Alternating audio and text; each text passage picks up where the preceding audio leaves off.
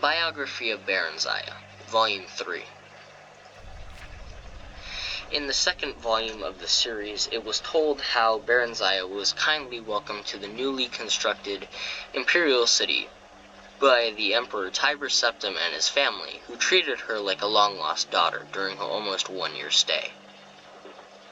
After several happy months there, learning her duties as a vassal queen under the Emperor, the imperial general Symmachus escorted her to Mournhold, where she took up her duties as queen of her people under his wise guidance.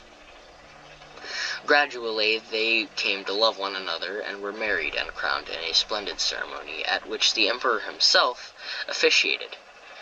After several hundred years of marriage, a son, Helseth, was born to the royal couple amid celebration and joyous prayer. Although it was not publicly known at the time, it was shortly before this blessed event that the Staff of Chaos had been stolen from its hiding place deep in the Mournhold mines by a clever, enigmatic bard, known only as the Nightingale. 8 years after Helseth's birth, Barenziah bore a daughter, Morgiah, named after Symmachus's mother, and the royal couple's joy seemed complete. Alas, shortly after that, relations with the empire mysteriously deteriorated, leading to much civil unrest in Mournhold.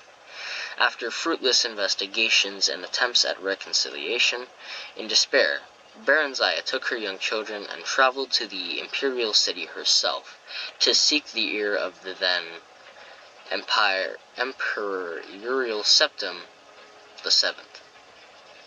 Symmachus remained in Mournhold to deal with the grumbling peasants and annoyed nobility, and do what he could to stave off an impending insurrection.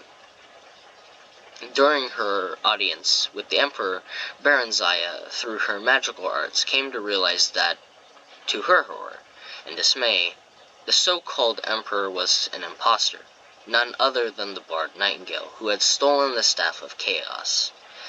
Exercising great self-control, she concealed this realization from him. That evening, news came that Symmachus had fallen in battle with the revolting peasants of Mournhold, and that the kingdom had been taken over by the rebels. Barenziah at this point did not know where to seek help, or from whom. The gods, that fateful night, were evidently looking out for her, as if in redress of her loss. King Eadwire of High Rock, an old friend of Uriel Septim and Symmachus, came by on a social call. He comforted her, pledged his friendship, and furthermore confirmed her suspicions that the emperor was indeed a fraud, and none other than Jagar Tharn, the imperial battle mage, and one of the Nightingale's many alter egos.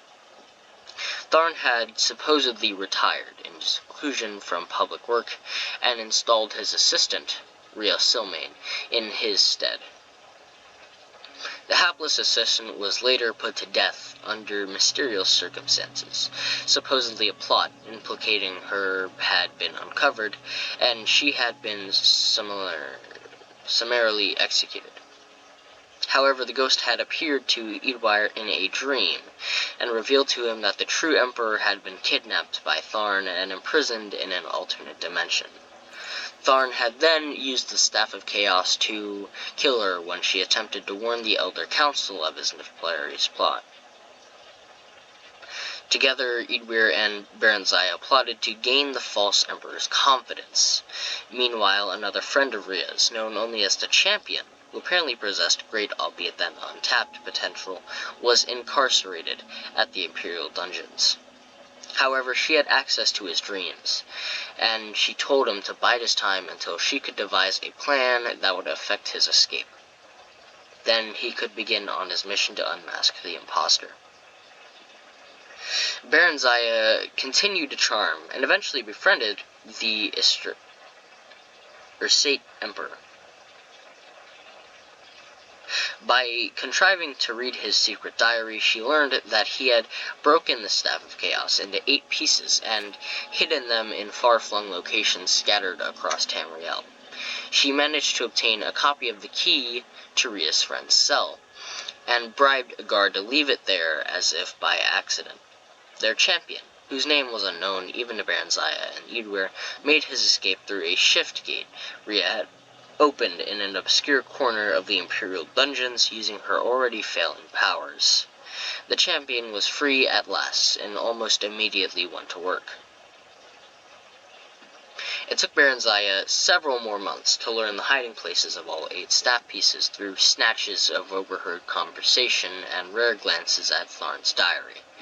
Once she had the vital information, however, which she communicated to Rhea forthwith, who in turn passed it on to the champion. She and Eadwyr lost no time. They fled to Wayrest, his ancestral kingdom, in the province of High Rock, where they managed to fend off the sporadic efforts of Tharn's henchmen to haul them back to the Imperial City, or at the very least obtain revenge.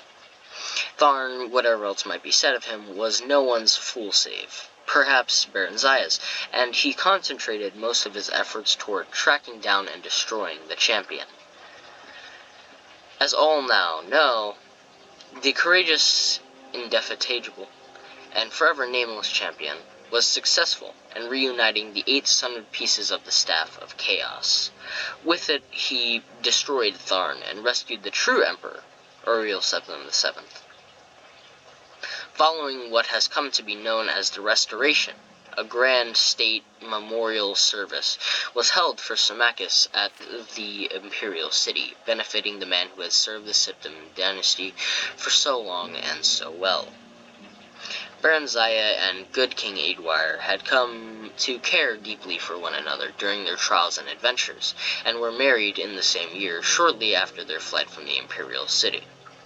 Her 2 children from her previous marriage with Symmachus remained with her, and a regent was appointed to Mournhold in her absence. Up to the present time, Queen Barenziah has been in Wayrest with present Helseth and Princess Morgaya. She plans to return to Mournhold after Eadwyr's death. Since he was already elderly when they wed, she knows that that event, alas, could not be far off, as the elves reckon time. Until then, she shares in the government of the Kingdom of Wayrest with her husband, and seems glad and content with her finally quiet and happily unremarkable life.